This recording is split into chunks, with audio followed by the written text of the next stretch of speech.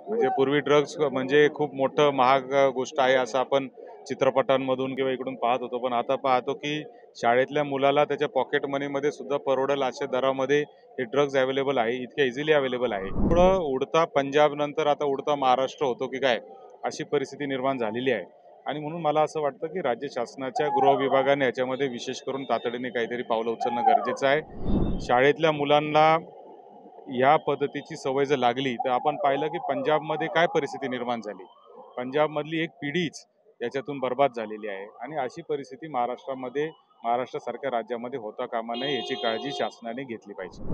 Drug मोठ्या प्रमाणामध्ये नाशिकमध्ये विकले जात आहे. एक कारखाना पण सापडलेला आहे. असं म्हटलं जातं की शाळकरी मुलं आणि तरुण मुलं खूप आहारी गेलेली आहेत. आपण जर पाहिलं तर मागच्या काही दिवसांमध्ये ज्या पद्धतीच्या घटना महाराष्ट्रामध्ये घडत आहेत आणि विशेष करून नाशिकमध्ये, पुण्यामध्ये, मुंबईमध्ये इतक्या सहजपणे हे ड्रग्ज जे उपलब्ध झाले आणि स्वस्तामधले, म्हणजे पूर्वी ड्रग्ज म्हणजे खूप मोठं महाग गोष्ट आहे असं आपण चित्रपटांमधून किंवा इकडून पाहत होतो. पण आता पाहतो की शाळेतल्या मुलाला त्याच्या पॉकेट मनीमध्ये सुद्धा परवडेल अशा दरामध्ये हे ड्रग्ज अवेलेबल आहे, इतक्या इझिली अवेलेबल आहे. आणि त्याच्यामुळं उडता पंजाब नंतर आता उडता महाराष्ट्र होतो की काय, अशी परिस्थिती निर्माण झालेली आहे. आणि म्हणून मला असं वाटतं की राज्य शासनाच्या गृह विभागाने याच्यामध्ये विशेष करून तातडीने काहीतरी पावलं उचलणं गरजेचं आहे. शाळेतल्या मुलांना या पद्धतीची सवय जर लागली तर आपण पाहिलं की पंजाबमध्ये काय परिस्थिती निर्माण झाली. पंजाबमधली एक पिढीच याच्यातून बर्बाद झालेली आहे आणि अशी परिस्थिती महाराष्ट्रासारख्या राज्यामध्ये होता कामा नये याची काळजी शासनाने घेतली पाहिजे. नाही, शाळेच्या आजूबाजूला तर विकलं गेलंच नाही पाहिजे. किंबहुना हे महाराष्ट्रात कुठंच विकलं गेलं नाही पाहिजे असं आपलं म्हणणं आहे.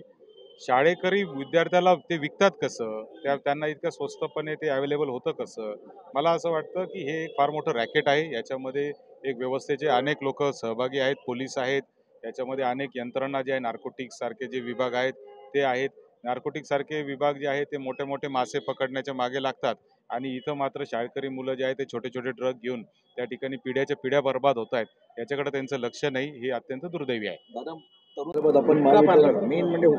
मी आपल्याला सांगतो की हुक्का पार्लर असेल किंवा हे छोटे छोटे कॅफे जे झालेले आहेत त्यांच्या नावाखाली चालणारे अवैध धंदे असतील, कॉलेजच्या मुला मुलींना अतिशय चुकीच्या मार्गाला लावण्याचा प्रकार आहे.